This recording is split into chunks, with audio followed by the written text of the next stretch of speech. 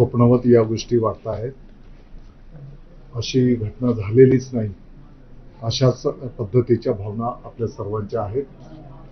काल कॅबिनेटला अतिशय हसत खेळत आम्ही सर्वजण त्या ठिकाणी सोबत होतो आणि आज आपल्याला आदरणीय दादांना आदरांजली वाहण्याची वेळ येईल असं स्वप्नातही कोणाला वाटत नाही.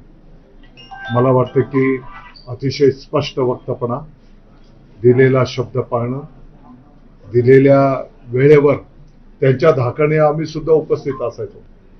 जर एखादी बैठक सकाळी 7 वाजता सांगितलेली असेल तर 7 वाजेच्या 5 मिनिट कमी असताना आम्ही स्वतःच त्या ठिकाणी उपस्थित असायचो.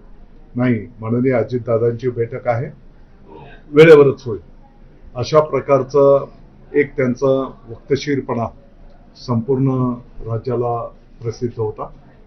मला वाटतं की आज दुःखद वेळ आपल्या संपूर्ण महाराष्ट्रावर या ठिकाणी आलेली आहे.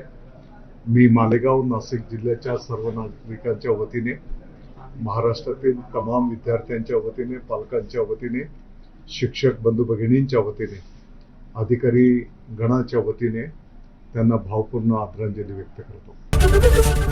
एबीपी माझा, उघडा डोळे बघा नीट.